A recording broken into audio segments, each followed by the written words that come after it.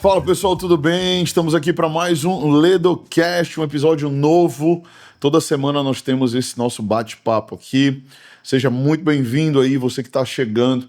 E hoje eu tô com uma pergunta para responder. A pergunta é: o que eu faria se eu tivesse 20 e poucos anos e tivesse acabado de sair do Descend? É isso mesmo, pessoal. Hoje a gente vai falar um pouquinho sobre o pós-Descend, aquele grande evento que aconteceu recentemente, não somente aqui em Belém do Pará, mas no Brasil. Foram 5 estádios diferentes. E aqui na nossa cidade, em Belém, nós tivemos esse mega evento que foi lindo, foi poderoso. E eu tenho certeza que muitas pessoas foram ativadas para o campo missionário, para o chamado de Deus. Então eu estou muito feliz com todo o resultado que o Descend gerou. Para nós que somos pastores de igreja local, né, a gente pode ver aqui na ponta realmente o resultado daquilo que Deus fez nesses dias. E eu queria responder essa pergunta. Primeiro eu quero te falar, eu não sei quantos anos você tem, tá? Então se você tem 20 e poucos, eu tenho certeza que vai falar com você, mas se você tem mais, fica aí, porque eu acho que vai fazer sentido também para você, tá bom? O que eu quero começar te falando é que muita gente tem a expectativa de sair do Descend e já fazer logo uma viagem missionária. E não, você não vai sair do Descend já viajando para o mundo todo, saindo para um monte de lugar, e as coisas não são bem assim, tá bom? Então eu quero te falar 3 coisas que eu faria particularmente se eu tivesse 20 e poucos anos. Eu já estou para mais de 30 e muitos anos, então eu não tenho mais essa idade, então eu posso olhar para trás e me lembrar um pouquinho como foi na minha história, porque eu tive os meus descentes dos meus dias também, ou as grandes conferências que eu participei dos meus dias, e eu lembro o impacto que isso gerou na minha vida, tá bom? Então eu quero te falar, a primeira coisa que eu faria se eu tivesse 20 e poucos anos, tivesse saído agora do Descend antes de ir, eu ia me preparar, né? Tem muita gente que na empolgação acaba fazendo as coisas de qualquer jeito.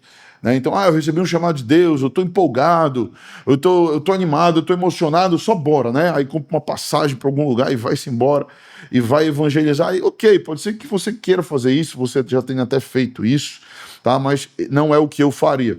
Antes de eu ir, eu ia me preparar, tá bom? Então, a execução sem plano, ela é falha. Vou repetir, executar sem planejar é falhar, tá bom? Então, se você quer ter uma boa execução, você precisa se planejar, ok? Então, se você recebeu um chamado de Deus no Descend, se o Descend foi algo para você que te ativou espiritualmente, te animou espiritualmente, então eu quero te falar, se prepare agora para cumprir o chamado de Deus na tua vida, né? E eu me lembro que quando eu tinha 21 anos, eu tive um chamado da parte de Deus. Então eu era bem novo, eu tinha esses 20 e poucos anos aí, quando eu tive um encontro com Jesus, e ele me chamou para o ministério.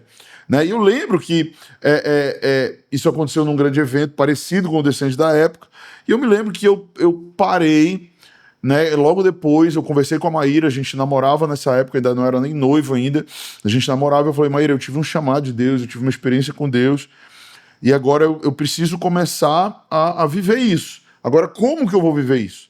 Né? E aí eu entendi que eu precisava parar e aprender, né? Porque antes da gente ensinar, da gente executar, da gente fazer, a gente precisa ter um tempo de aprendizado, né? Eu gosto muito daquele texto onde Jesus tem Marta e Maria, um texto bem clássico, tem Marta e Maria na casa, Jesus está lá, e Marta está fazendo muita coisa e Maria está sentada ouvindo Jesus. Então eu entendo que existe um momento chave, que é o momento de Maria de sentar aos pés de Jesus, e essa é a boa parte que não lhe será tirada, disse Jesus dela, né? A boa parte é sentar e ouvir e aprender. Talvez até que chegue a hora que Jesus não vai mais estar, não estaria mais com elas, que seria o tempo de fato de trabalhar. E esse é o nosso tempo, né? Então existe o tempo que nós precisamos aprender, né? Nos submeter a um ensino, a uma liderança e aprender algo, e depois teria o momento de realmente ser enviado.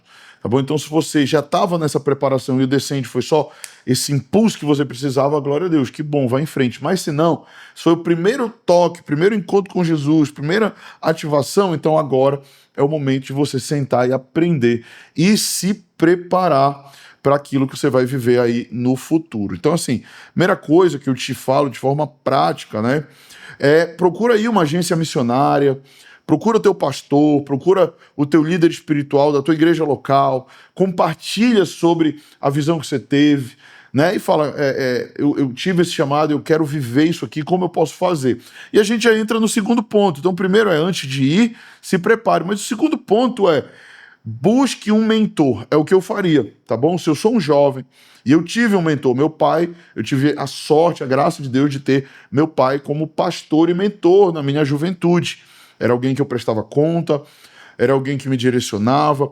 Mas talvez teu pai não seja pastor, talvez você não tenha essa pessoa tão próxima de você, mas você deve ter um pastor na sua igreja, um líder na sua igreja. Então procura alguém mais velho, alguém mais maduro e com mais experiência que você, e tome conselhos com essa pessoa. Explique para ela o que você viveu, fale o que Deus está falando e peça direcionamento, alguém que vai de fato te aconselhar, te direcionar. Por quê? Porque mentores são pessoas que encurtam caminhos para nós. Você precisa entender que aquilo que você muitas vezes demoraria um tempão para viver, com um mentor te auxiliando, você vai viver a aceleração, você vai vencer etapas que essa pessoa já venceu, tá bom? Porque ela vai encurtar caminhos para você. Então, não negligencie o poder de ter um líder na sua vida, de ter um mentor na sua vida. Isso é muito importante.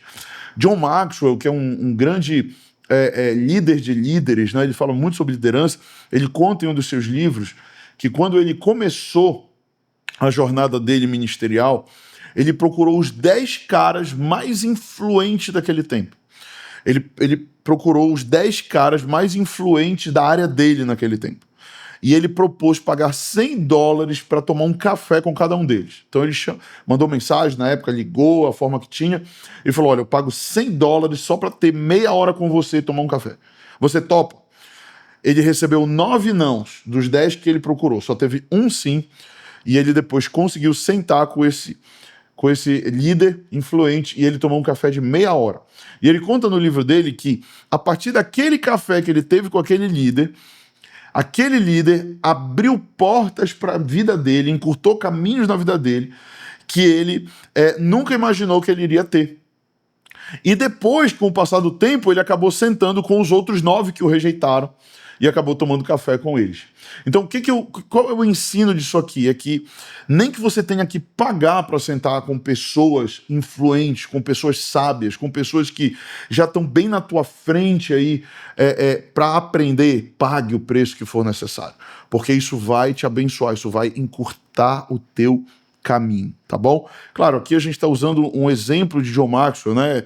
Mas talvez você vai pagar o preço de acordar mais cedo para ter um café com alguém, ou pagar um almoço, talvez, posso te pagar um almoço? Vamos junto, né? Eu não sei qual é o preço que você precisa pagar, mas uma coisa eu entendi, que ter um mentor na minha vida me encurtou caminhos e me ajudou bastante. Eu quero te ensinar isso. E terceiro e último lugar, eu ia começar a dar passos práticos em relação ao que Deus me falou.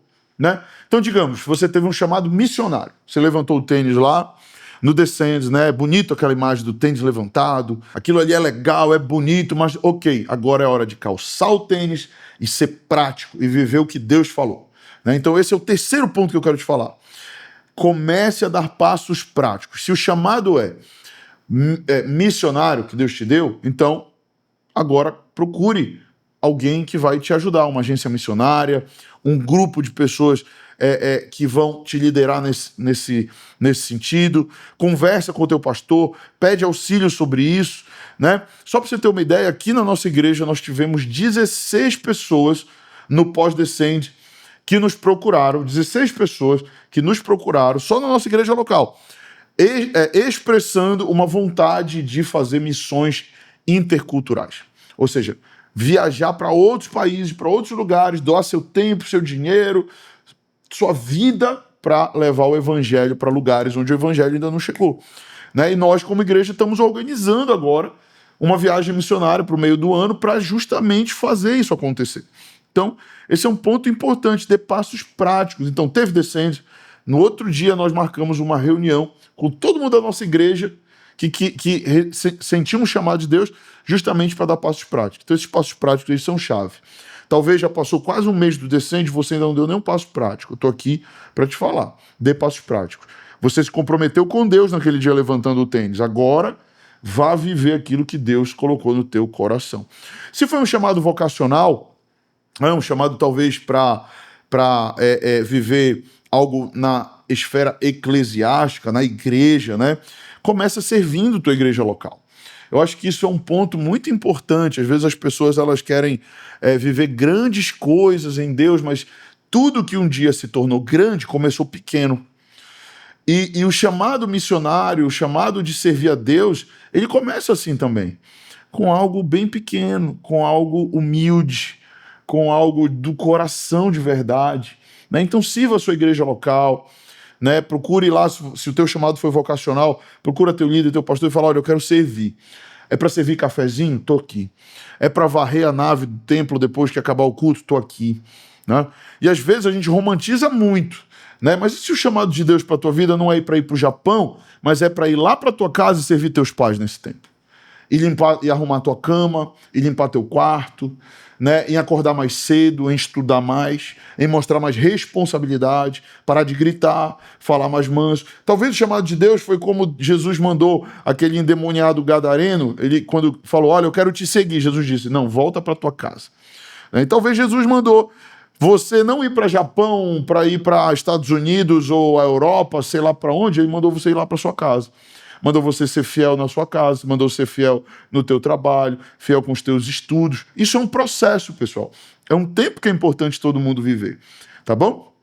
E se o teu chamado é para uma esfera da sociedade, porque você precisa entender isso, nem todo mundo vai ser chamado para viajar o mundo como missionário. Nem todo mundo vai ser chamado para ser pastor.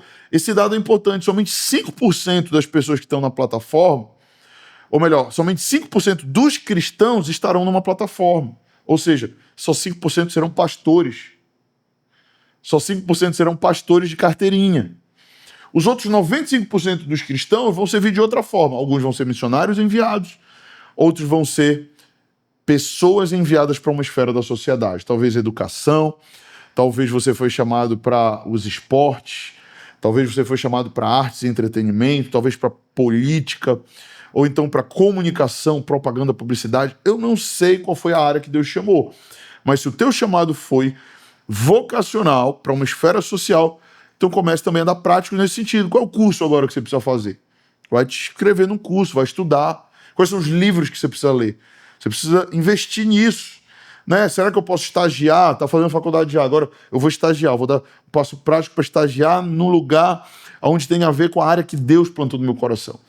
Eu acho que esses passos práticos, eles vão te ajudar bastante. O que eu faria se eu tivesse 20 e poucos anos e acabado de sair do Descende? Primeiro, recapitulando, antes de ir, eu ia me preparar. Segundo, eu ia buscar um mentor, alguém que me aconselhasse, alguém que eu tivesse uma aliança e prestação de conta. E terceiro, eu ia começar a dar passos práticos em relação ao que Deus me falou. Eu espero ter te ajudado nesse bate-papo de hoje. Eu espero que esse podcast tenha te alargado um pouco mais a visão e te ajudado a cumprir o teu chamado nesse pós-evento, nesse pós-descende, e que Deus te use onde quer que você esteja, que você possa ser alguém que imita Jesus, que faz o que Jesus nos mandou fazer na sua grande comissão. Se você curtiu esse episódio, não esquece de dar um joinha ou então de comentar e também compartilha, manda para alguém. Talvez você conhece alguém que foi para o Descend também, que está meio perdido, ou que já esqueceu que levantou o tênis, manda aí para essa pessoa e lembra ela o que ela precisa fazer. Deus te abençoe e até o próximo. Valeu!